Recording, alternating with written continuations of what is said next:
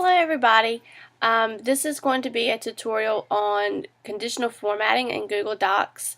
But as I told you yesterday in our training, it's good for your students to see you in your flipping attempts, and so this is my attempt for you to see me and to connect with me. I have a joke for you. The past, present, and future walked into a bar. It was very tense. So that's something that I've found is good to start your screencasts or your videos with, is a little bit of humor. Obviously you want it to be able to share it with your students, so make it clean. So from here on we're going to look at Google Docs. Right, so we're going to talk about conditional formatting. Last week you took a technology survey, and your students took a technology survey if they were in grades 3, 4, or 5. I'd like to show you both of those results pages now. This is the results from the teacher survey. These are the results from the student survey.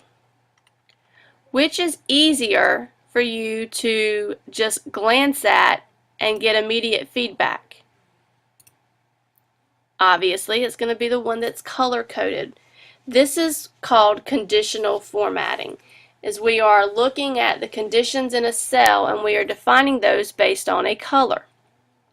So, how do we do that? Alright, so let's go over to the student survey. And let's do an easy one. We'll do column D for question, which subject does your teacher allow you to use your iPad the most? So what I'm going to do is I'm going to highlight all of these cells with subjects in them. A lot of responses, so it's going to take a minute.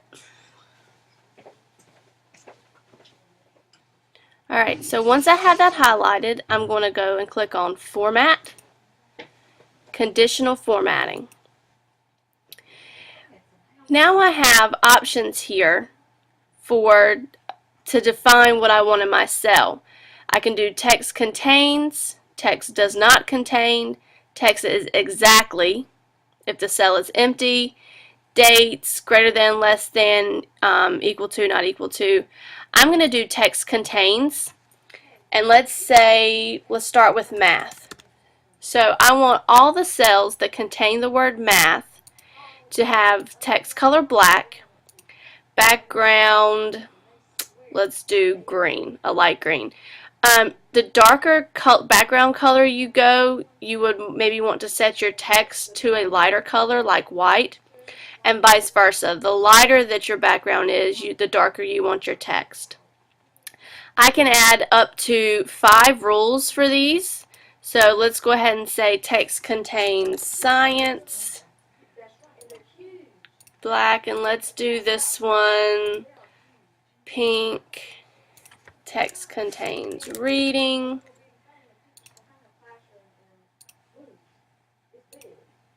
and we'll do this color, social studies,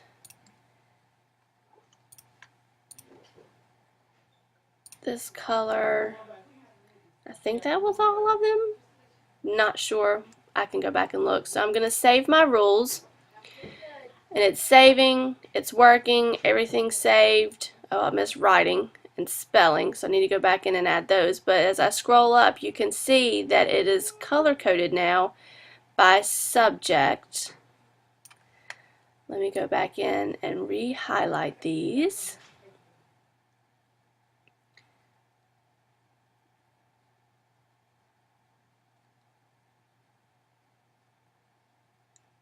Actually, you know what? I think you get the point. So that's very simple.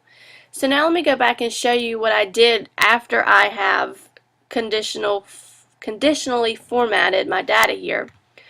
It allowed me very quickly to do percentages for each of these questions, and now it took me 5 minutes to do this, and now I have usable, valuable data.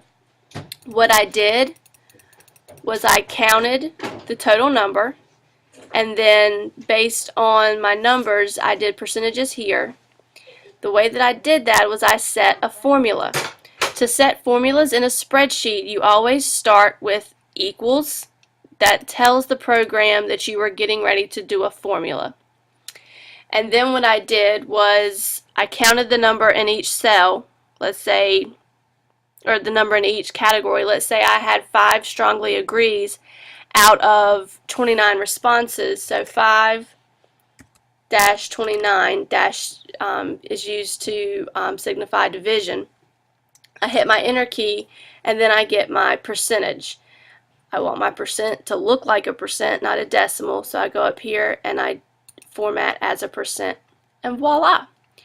Just to check myself, to make sure that I didn't miss anything, I totaled up my percentages.